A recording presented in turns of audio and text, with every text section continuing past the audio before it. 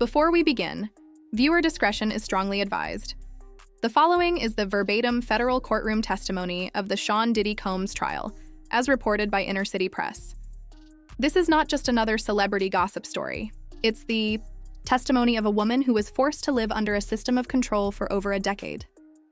A woman who was not just a victim of Hollywood's darkest side, but also of a powerful network that tried to break her. The courtroom was already tense when the doors opened, but no one expected the woman walking in. Fragile yet fierce, nervous yet unafraid. It wasn't a lawyer. It wasn't an accuser. It was Britney Spears. For the first time since her release from conservatorship, Britney took the stand, not as a pop princess, but as a survivor. This moment was more than just a legal testimony. It was a woman reclaiming her voice. What she said about Diddy, about the night before the 2007 VMAs, about Lou Taylor and Robin Greenhill sent shockwaves through the room. This wasn't just about music. This was about betrayal, manipulation, and an entire system built to destroy her. And did he? He didn't see it coming. Let's break down what Britney Spears revealed under oath and why the industry is panicking. The courtroom was already on edge. Prosecutors had hinted all week that a surprise witness might step forward, but no one could have predicted who would walk in next. It's hard to imagine the weight of that moment. The room was filled with high-powered attorneys, journalists, and onlookers, all waiting for the trial to take another twist. But nothing could prepare them for what happened next. When the doors opened and Britney Spears walked into the room, all eyes turned toward her. The judge, with his years of experience, paused for a moment, visibly taken aback by the sight of the pop icon now standing before him. The room fell silent. Diddy's legal team exchanged panicked glances, not sure how to process what they were seeing.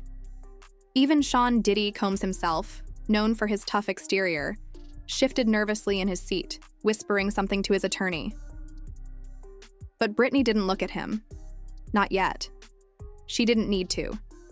She took her seat on the witness stand with a quiet strength, her hands folded in her lap. This wasn't the glammed-up pop star the world remembered. This was someone changed, older, wiser, and scarred. The years of media scrutiny, personal battles, and betrayal had taken their toll. But she was no longer silent. She was no longer the image the media had painted of her. She was ready to speak her truth. Britney's testimony immediately turned the courtroom's focus to one of the darkest nights in her career. The night before the 2007 MTV Video Music Awards, a night that would change her life forever. She spoke about a party thrown by Diddy, a night she was told would be safe, just drinks, fun, and a few other celebrities. But what was supposed to be a casual gathering would turn into a night she could never forget. "I was told it would be safe," Britney recalled, her voice trembling slightly, "but it wasn't safe. It changed my life." She spoke about how, in the early hours of the party, someone handed her a glass of champagne. Diddy, ever the gracious host, smiled and told her, "Just one. You'll be fine." That was the last thing she remembered clearly. As the alcohol began to take hold, Britney's memories from that night became hazy. Her body started to feel heavy, and her thoughts began to slow down. The room started spinning. I remember lights flashing, people laughing, and then nothing. The next morning, Britney woke up in a disoriented state. She wasn't hungover. She wasn't tired. Something was off, something darker. She felt trapped in her own body. But despite her condition, she was forced to go through with her performance at the VMAs the next day. "I had to perform. I couldn't back out. My team was pushing me toward the stage, saying, 'The show must go on.'" As she testified, the jurors leaned in, visibly disturbed. The gravity of what she was saying hung heavy in the room. Britney didn't hold back. "I know now that night was a setup," she said. "It wasn't a party. It was a trap. And that glass of champagne? It was the beginning of everything." Britney's testimony grew even darker as she detailed the night at Diddy's Las Vegas party. It wasn't just a party. It was an orchestrated plan to humiliate her and derail her career. She described the atmosphere at Pure Nightclub, inside, Caesar's Palace, with dozens of cameras flashing, celebrities mingling, and Diddy moving through the crowd like the master of ceremonies. But it wasn't just the celebrities who had her attention. It was Diddy's behavior that stood out. "He was oddly attentive," she said, her voice tinged with bitterness. "Too attentive.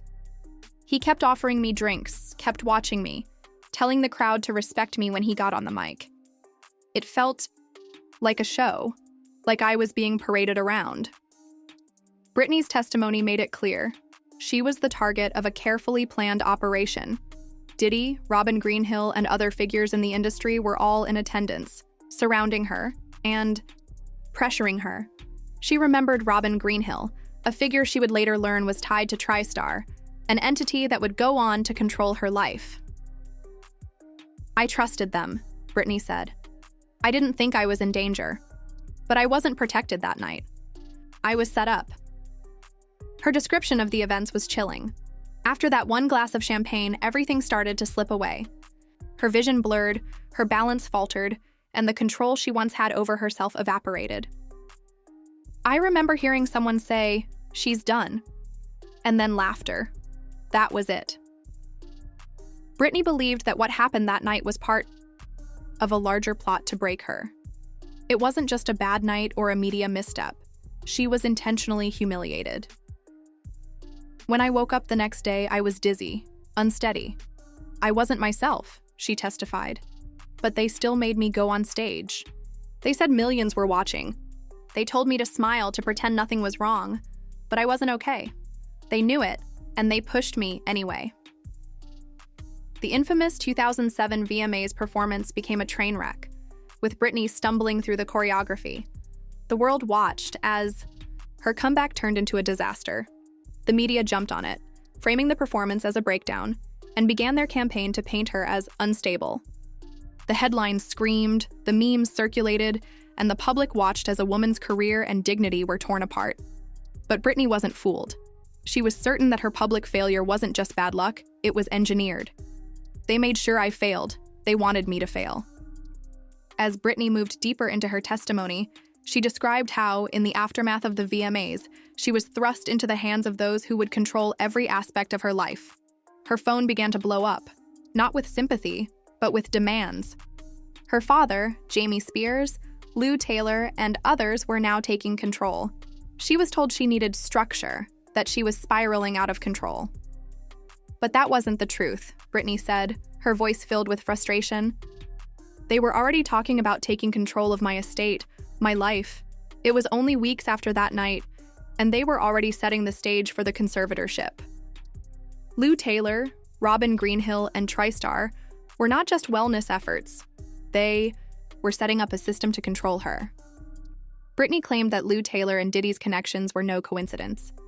They had worked together in the past, and that's how the conservatorship was set in motion. "They were waiting for my breakdown to justify taking control of everything," she said, pointing directly at Diddy. "You started this, and now I'm ending it." As Britney's testimony progressed, she revealed the disturbing extent of her surveillance. Everything about her life was controlled, from her phone, her medication, to her every move. "They had cameras in every room, even in my bedroom. I wasn't allowed to shut the door. Everything I did was watched. Every text, every call, everything." Britney's description of being trapped within her own home was haunting. She couldn't even look up her own name on Google without being monitored. "If I searched for myself too many times, they locked my iPad. They were watching me, tracking me, recording everything I did." She spoke about the horrific sense of violation she felt when she learned that her every move had been tracked and recorded, not for her safety, but as insurance, to keep her under control. They had footage of her at the VMAs, footage of her breaking down, but it didn't stop there. She was filmed at parties, at hotels, in bathrooms. Britney's voice grew stronger as she revealed the depth of the betrayal. She no longer saw herself as just a victim.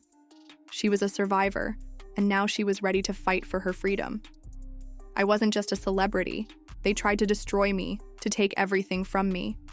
My life, my career, my freedom. They used the media. They used my breakdown. They used me as a pawn in a game I didn't even know I was playing." Her emotional testimony, detailing the years of manipulation, control, and deceit, kept the courtroom in silence. "I wasn't crazy. I was caged," she said, making eye contact with the jury. Britney's testimony didn't just expose the manipulation and control she endured. It revealed a system that tried to break her. The question remains, who else was involved? And can anyone ever truly escape such a web of deceit? As Britney closed her statement, she turned to Diddy one final time, saying, "You watched it all happen. You let it happen. And now you don't get to hide behind money and champagne."